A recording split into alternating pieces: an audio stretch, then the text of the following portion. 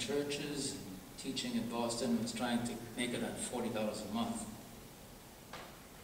He was actually helped a great deal by a society named the Friends of Armenian Music in New York. So he was able to make it go with it. Somewhere in this point, you'll notice the alternative pronouncing of his name.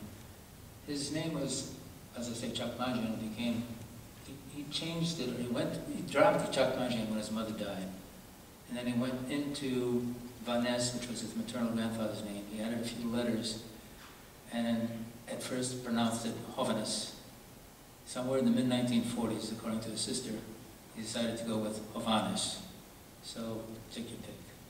But I've heard most of the time Hovhaness. I've heard interviews with them where they refer to him as Hovhaness, so I think he's okay with that. I don't know Hovhaness. Well, at some point, here he is being tumbled around between two academics, one guy who hates originality, and the other guy who's condemned the lack of originality. So he decided to take a trip to present himself to somebody he could really trust, some composer he really revered and really could believe in. And that was the first one of his long journeys. The journey was to Finland, and the composer he sought was Jean Sibelius. And I'm sure that name rings a bell with you.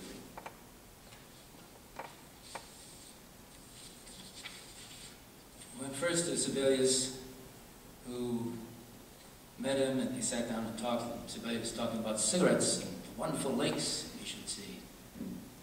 And Hovhaness said, "I've just come to see you." "Oh, you can't mean that," said Sibelius. So he brought with him a copy of Sibelius's piano sonata, Opus 12, and he was going to play it for him. And Sibelius said, "There's a passage in there, it's very hard, and you don't have to play, you can change it." But he didn't. He played it all the way through. And he says, "I felt those powerful eyes boring through the back of my head, and I thought, how can I go through with this? But I'll try." And he immediately afterwards jumped up, patted me on the back, saying, "Vous êtes musicien? Vous êtes mon ami." He called his wife, they brought whiskey, they had a wonderful time. And at the end, he said to Hovhaness, "This visit not forgot." He said, "In 10 years from now, you'll find yourself.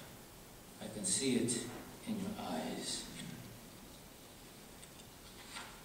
The next year, 1935, Hovhaness had a daughter born, Jean Christina. Sibelius was her godfather. When it came to Boston, and Boston again seemed to be like a dead end. A dozen years earlier, actually, somebody had that same feeling. A writer by the name of Khalil Gibran, in a letter to his sister, he wrote, "The cold in Boston is terrible.